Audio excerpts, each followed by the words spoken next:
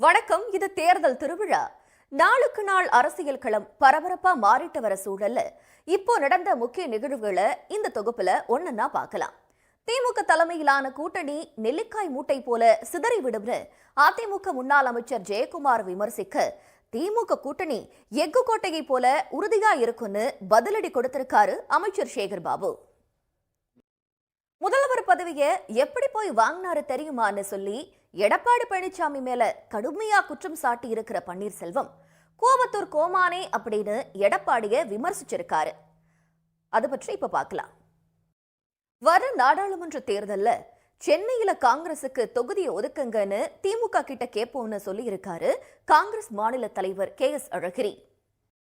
தமிழ்நாட்டு அரசியல்ல பாஜகலாம் ஒரு பொருட்டே இல்லைன்னு சொல்லி இருக்கிற விசிக தலைவர் திருமாவளவன் மக்களை திசை திருப்புற வேலையத்தான் பாஜக செஞ்சிட்டு இருக்குன்னு குற்றம் சாட்டி இருக்காரு. ஆர்கே நகர் இடைத்தேர்தல்ல உழைச்ச மாதிரி நாடாளுமன்ற தேர்தல்ல உழைச்சு வெற்றி பெற வைக்கணும்னு புதுக்கோட்டையில் நடந்த நிர்வாகிகள் கூட்டத்தில் பேசியிருக்காரு அமமுக பொதுச் செயலாளர் டிடிவி தினகரன். அது மட்டும் இல்லாம இந்தியாவோட பிரதமரையே தீர்மானிக்க போற கட்சியா அமமுக இருக்க போகுதுன்னு அவர் சொல்லியிருக்காரு. முக்கிய கட்சிகள் கூட்டணி தொகுதி பங்கீடு போன்ற விஷயங்கள்ல தீவிரம் காட்டிட்டு இருக்க, கூட்டணி நிலைப்பாடு பற்றி நாங்க இன்னும் ஒரு முடிவுக்கு வரலன்னு சொல்லி இருக்கார் பாட்டாளி மக்கள் கட்சி தலைவர் அன்புமணி ராமதாஸ். கூட்டணியில ஏதாவது கட்சிங்க இருக்கா இல்லையானே தெரியாம அதிமுக தொண்டர்கள் எல்லாம் குழப்பத்துல இருக்கும்போது, அதான் தேர்தலுக்காக ஏற்கனவே 4 குழுக்களை அமைச்சு வேலையெல்லாம் போயிட்டு இருக்கேன்னு சொல்லி இருக்காரு அந்த கட்சியோட பொதுச் செயலாளர் எடப்பாடி பழனிசாமி. பீகார் மாநிலத்துல இந்திய ஒற்றுமை நீதிக்கான பயணத்தை 2வது நாளா நடத்திட்டு இருக்காரு ராகுல் காந்தி.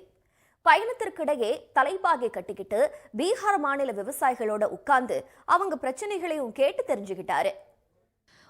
கடவுள் ராமரை விட்டுருங்கப்பா, அவரு ரொம்ப பாவம்னு கெஞ்சி இருக்காரு நாடாளுமன்ற உறுப்பினர் ஒருத்தர். இன்னொரு பக்கம் ஆளுநராகவே இல்லாம அரசியல்வாதியா தாப்பா இருக்காருன்னு குற்றம் சாட்டி இருக்கிறாரு ஒரு அமைச்சர். யார் அதுன்னு தெரிஞ்சுக்கிறதுக்கு முன்னாடி சின்னதா ஒரு விளம்பர இடைவேளை. கடவுள் ராமரை விட்டுருங்கப்பா, அவரை பாவம்னு சொல்லி இருக்காரு புதுச்சேரி காங்கிரஸ் MP வைத்திலிங்கம். அயோத்தியில் நடந்தது ராமருக்கான விழாவே இல்லைன்னு, அது மோடிக்குன்னு நடந்த விழான்னு சொல்லியிருக்காரு. ஆந்திரால முன்னாள் முதல்வர் சந்திரபாபு நாயுடு பொதுக்கூட்ட மேடையில் இருந்து கீழே விழ இருந்த சம்பவத்தால அந்த இடமே ஒரே பரபரப்பாயிடுச்சு.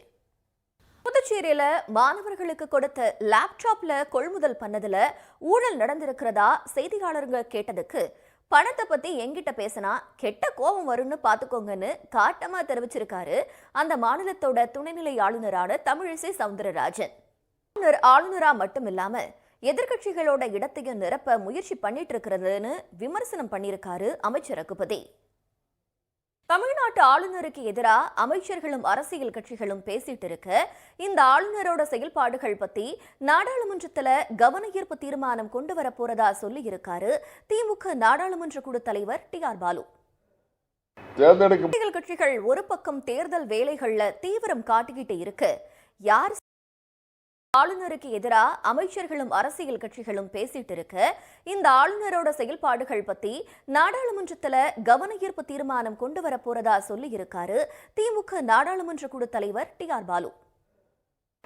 அரசியல் கட்சிகள் ஒரு பக்கம் தேர்தல் வேலைகள்ல தீவிரம் காட்டிக்கிட்டு இருக்கு, யார் கட்சிகள் ஒரு பக்கம் தேர்தல் வேலைகள்ல தீவிரம் காட்டிக்கிட்டு இருக்கு, யார் கட்சிகள் ஒரு பக்கம் தேர்தல் வேலைகள்ல தீவிரம் காட்டிக்கிட்டு இருக்கு, யார்